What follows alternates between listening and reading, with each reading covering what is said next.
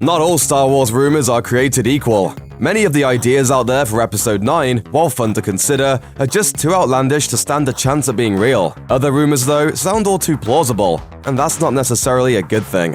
One new report making the rounds is raising serious concerns among franchise fans, getting people worried that the saga concluding sequel might just be a tired rehash of Return of the Jedi. According to a report popularized by YouTuber Mike Zero, Episode 9 will include a gigantic, planet-destroying weapon. Yes, again. The rumor hinges around a purportedly leaked scene description from the entitled 9th Star Wars episode, which goes into detail about the attributes of the supposed superweapon.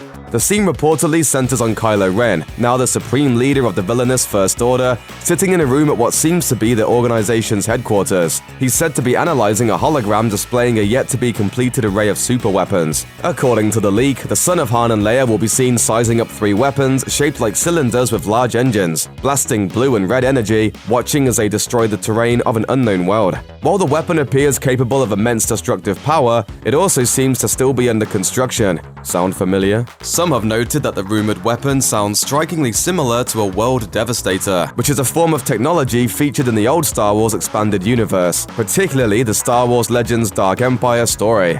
Designed by Imperial engineers who helped craft the original Death Star, the World Devastators are described as weapons that land on planets and use tractor beam technology to rip the land apart, decimating everything in their reach. While the Death Stars are incredibly effective mass-killing machines, the World Devastators take things one step further by extracting the rubble from destroyed planets. The weapon ships, armed to the teeth with guns, lasers, missiles, ion cannons, and more, would harvest the remnants of ravaged worlds for fuel and resources, which would then be used to power the ship's engines. The salvaged material would also serve as fuel for the ship's internal foundries, which were used to create more cruisers, droids, and destructive weapons. While the World Devastators aren't currently a part of Disney's revived Star Wars canon, there's nothing stopping Episode 9 director J.J. Abrams from digging through the series' history books and bringing past elements back into the fold. But just because it's plausible doesn't mean that fans want to see it happen on screen. If the new movie really does feature yet another giant weapon based on Death Star tech, it would feel remarkably similar to Return of the Jedi,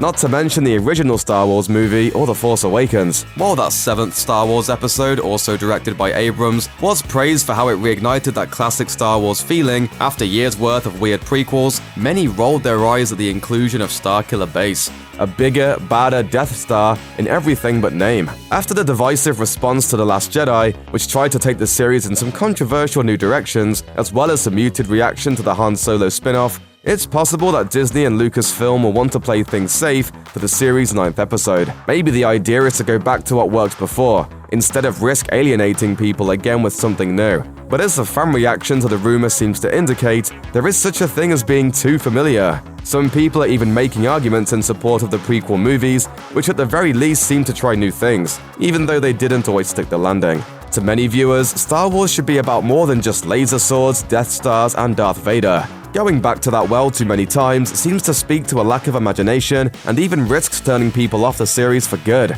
But is this rumor true? We don't know, but it feels believable, and that's what has fans worried. Star Wars is supposed to offer a whole galaxy of ideas, not just the same one over and over. It's hard to imagine anyone being satisfied with another super weapon serving up the climax of the decades-spanning Skywalker saga. There's no way Episode 9 will satisfy everybody, but can't it at least try to surprise us? We can only hope. We'll find out for sure what's going down when the movie hits theaters on December 20th, 2019.